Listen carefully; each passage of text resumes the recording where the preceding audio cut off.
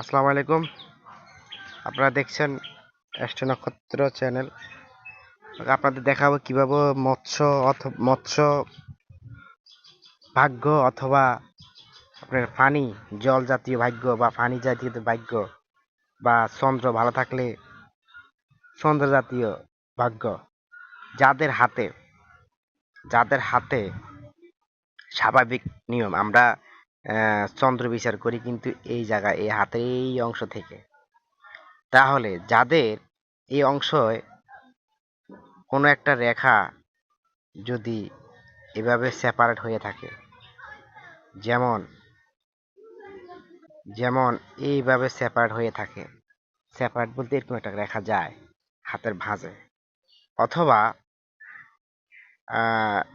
এরকম একটা হয়ে থাকে স্বাভাবিক হয়ে থাকলে বা একটু উষার ভিতরে অনেক রেখা থাকলে তারা চন্দ্র রিলেটেড, অর্থাৎ চন্দ্র যারা হিন্দুরা বলে, হিন্দুদের ভাষা চন্দ্রমা, মুসলমানের ভাষা হলো চন্দ্র, এবং জল হইলো আমাকে বাংলাদেশের হিন্দুরা বলে জল, আর মুসলমানরা তো সাধারণভাবে আমরা চলতি ভাষা পানি বলি। তাহলে এই পানি জাতীয় ভাষা, পানি জাতীয় ব্যবসা যদি করেন, তাহলে যাদের এই হাতে এরকম এরকম রেখা পড়বে তারা অবশ্যই আপনি পানি জাতীয় যে কোনো ব্যবসা করতে পারবেন। সুতরাং আপনাকে কোনো দিকে তাকানো লাগবে না।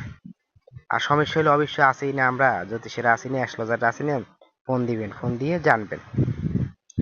এইগুলো এই প্রবলেম, এই একটা রেখা আপনারা চেষ্টা করবেন। যদি এরকম রেখা থাকে তাহলে অবশ্যই আপনি পানিতে মাছ ধরতে গেলেও মাছ পাবেন, সমুদ্রে মাছ ধরতে গেলেও মাছ পাবেন, অবশ্যই পাবেন। অন্যদের চেয়ে আলাদাভাবে একটু বেশি হলেও পাবেন। তাহলে আপনারা মাছে অথবা পানি অথবা আপনারা যে কোনো পানি জাতীয় ব্যবসা রিলেটেড যা কিছু করেন, এই ফানি অর্থাৎ চন্দ্র পানি, এই ফানির বিশেষ করে ফানি আইটেমে আপনি ব্যবসা বাণিজ্য করেন, তাহলে ইনশাল্লাহ ভালো থাকবেন।